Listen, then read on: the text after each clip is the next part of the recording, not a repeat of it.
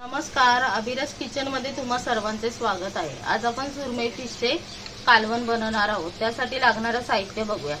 इथे मी सुरमई घेतलेली आहे, ती स्वच्छ धुवून घेतलेली आहे। कांदा मी बारीक कापून घेतलेला आहे, कढीपत्ता, एक टोमॅटो मी बारीक कापून घेतलेला आहे, गरम मसाला, धना पावडर, हळद, लाल तिखट, चवीनुसार मीठ। आता वाटणसाठी मसाला बघूया। 3 मोठे कांदे मी उभे चिरून घेतले होते, इथे फ्राय करून घेतलेले आहे। अर्धी वाटी ओलं खोबरं घेतलेले आहे, ते पण थोडंसं मी फ्राय करून घेतलेलं आहे। 10-12 लसणाच्या पाकळ्या, जिरे, कोथिंबीर, कढीपत्ता। आपण मच्छीला थोडासा मसाला लावून घेऊया, म्हणजे कालवणाला चांगली चव येते।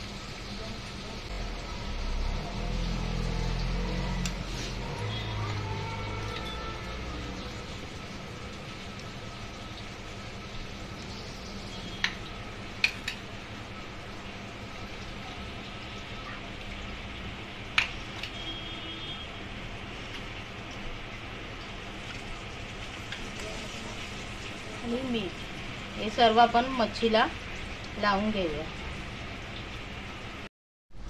मसाला आपला मच्छीला लावून झालेला आहे। आपण या सर्वाचं वाटण करून घेऊया। मी गॅसवर टोप ठेवलेला आहे, त्याच्यामध्ये 2 पळी तेल टाकलेलं आहे। आपण फोडणी देऊन घेऊया। कढीपत्ता,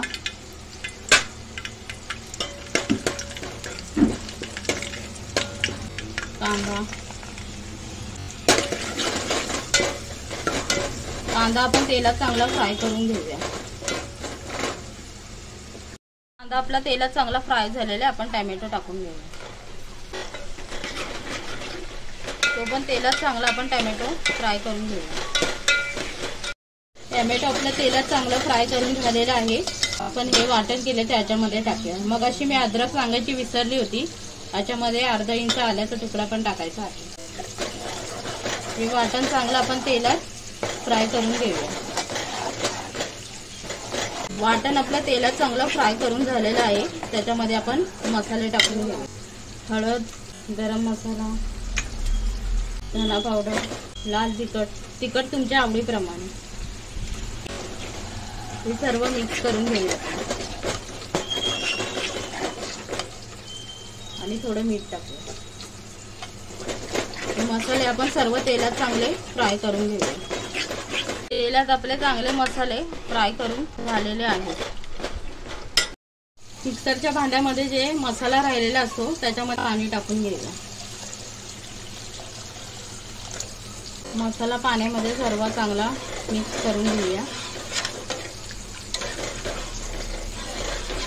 मगाशी पण आपण मीठ टाकलं होतं, त्या अंदाजानेच आपण मीठ टाकायचं। याला आपण एक उकळी आणून घेऊया। त्याच्यामध्ये आपण कोकम टाकूया। कालवणाला उकळी आलेली आहे, त्याच्यामध्ये आपण फिश टाकून घेऊया।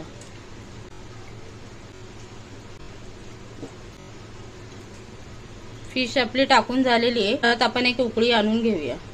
वरतून थोडी कोथिंबीर टाकूया। फिश शिजलेली आहे। अशा पद्धतीने सुरमई फिशचे कालवण तयार झालेले आहे। अशा पद्धतीने सुरमई फिशचे कालवण तयार झालेले आहे।